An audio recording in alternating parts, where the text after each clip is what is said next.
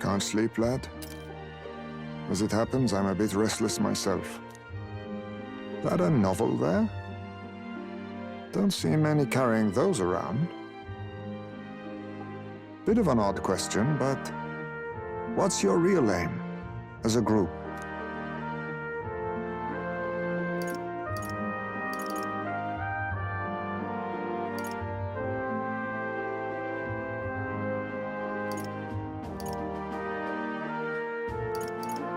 To tell you the truth, we're a secret organization.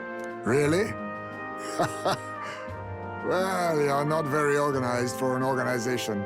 In any case, suppose it's not my place to ask. Don't worry, lad. Just water. Back where I grew up, there was nobody like you lot. Just you chiefs.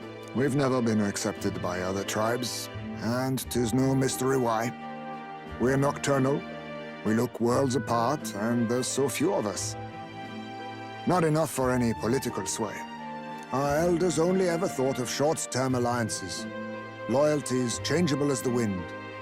We relied on their power, not ours, and resigned ourselves to that. Oh, I loathed it. Even as a child. I hadn't been cowed into considering myself lesser. I honed my skills, that the city's majority might accept me, and I'll not say it was fruitless. I was accepted into the knighthood of the royal capital. I felt like my fellows and strangers alike accepted me as an equal. Fool that I was. They never really wanted me among the true knights. Just in the Shadow Guard, where my deeds were dirtier and kept secret. Equal and lesser in the same breath. Ultimately, once my superiors realized I wouldn't abide their self-serving orders, they stripped me of the title I'd fought for. And little by little, I lost everything else. My son died. I'd failed to protect him. And despite everything I felt, I'd resigned myself to being powerless. Just like the damned elders I'd hated so much. But you know, you lot have helped me realize something. I'd thought for a long time that if I wanted to feel accepted, instead of being the eternal outsider, I'd need power, status, some mighty patron nobody could defy. I wasn't really looking to swear myself to some superior. I only wanted not to be alienated for who and what I am. I just needed allies. Friends.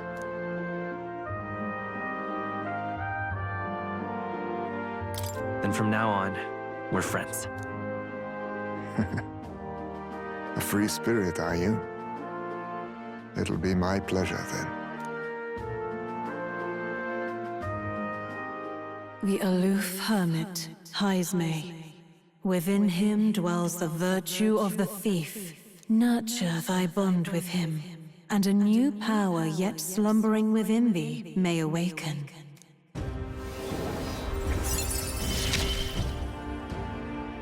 Perhaps our fates are bound somehow.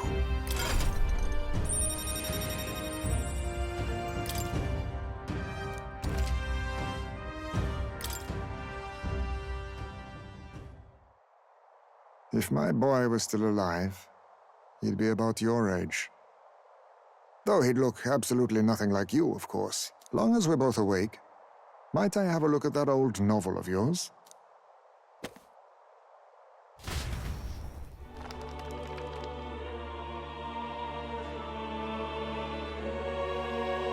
So, this is a fantasy novel. This section seems to describe the Utopia's approach to discrimination. Let's see here. In this world, discrimination and inequality are forbidden by law. It is a sin to impose injustice due to one's appearance, lineage, or birth. This is the accord established between the people and the state. Well, well. What a world that would be. I don't imagine our land will get there for another century or 5. Still, I cannot help but wonder whether those ideals would please an entire population. You cannot pretend at diversity without acknowledging individual differences. Some will be judged as strong, while others marked as weak. Equal competition doesn't mean equal footing. Their very aims of freedom and balance could spell doom for the striving weak. I wonder how we might ever achieve a true utopia, where everyone could be happy. If this awakened power is meant to be wielded in service of my beliefs, then, no matter who calls it naive or foolish, I will always use it to save the weak.